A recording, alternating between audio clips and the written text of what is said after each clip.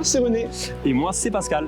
À travers une série de 6 épisodes, nous allons vous faire découvrir ou redécouvrir les étapes qui ont façonné notre ville.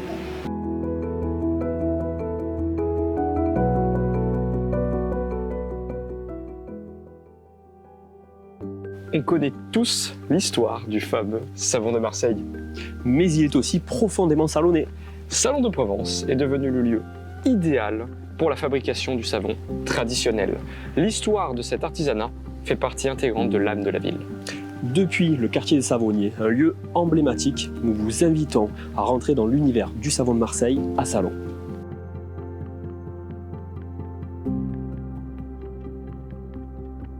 Le savon de Marseille, qui est aussi celui de Salon, est un produit simple mais exigeant.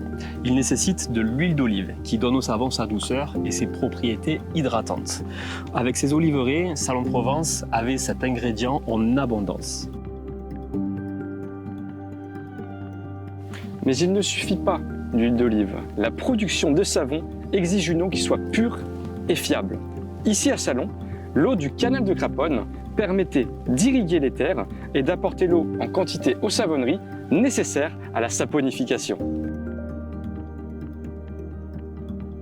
Tandis qu'avec la proximité des côtes, la soude était facile à avoir.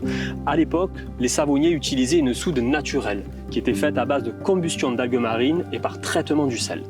Aujourd'hui, la soude est produite de façon industrielle. Le sel est le dernier ingrédient nécessaire à la production de savon.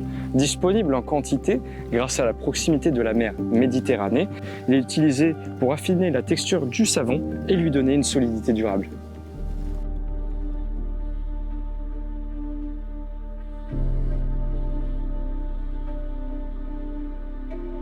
Nous nous retrouvons dans l'un des lieux les plus emblématiques du savon de Marseille, la savonnerie Rampal-la-Tour.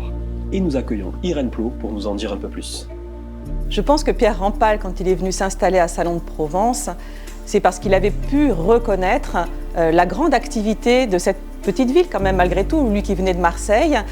Déjà nommée capitale des huiles, réputée pour sa grande qualité en huile d'olive alimentaire, bien entendu, d'une grande renommée internationale, et aussi nommé Carrefour de la Provence. Carrefour de la Provence, évidemment, l'emplacement idéal de Salon de Provence dans la région, tout près de Marseille, tout près d'Arles, tout près d'Avignon, etc.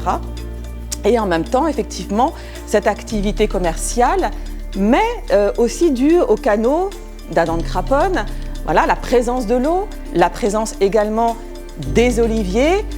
Voilà, une ville finalement extrêmement attractive, qui lui a donné envie de venir s'installer et de faire lui-même des affaires dans cette ville qui était porteuse au niveau du commerce à cette époque de la belle époque finalement.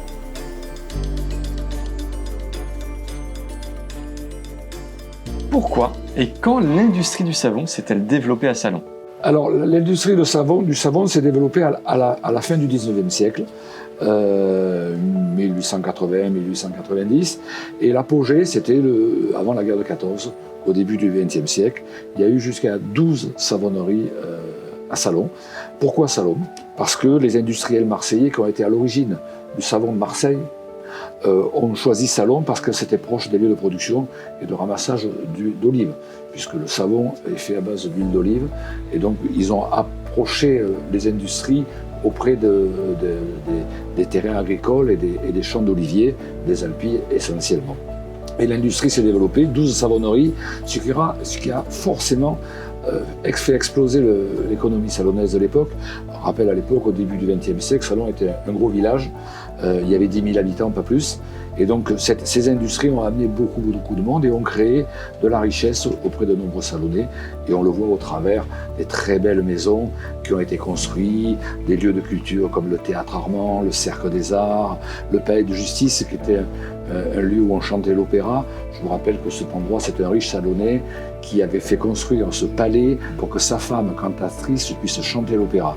Donc les gens avaient beaucoup d'argent et la ville en a bénéficié. Aujourd'hui, on a un patrimoine magnifique grâce à cela. Aujourd'hui, dans le quartier des Savonniers, les bâtiments historiques nous rappellent l'âge d'or du savon de Marseille à Salon et la prospérité qu'il a apportée. Salon de Provence n'est pas juste un nom dans l'histoire du savon de Marseille, mais bien une ville où cette tradition artisanale a laissé une empreinte indélébile. Notre prochain et dernier épisode nous fera prendre de la hauteur. Accompagnez-nous sur la base de l'École de l'air où nous discuterons de son histoire et de sa fonction.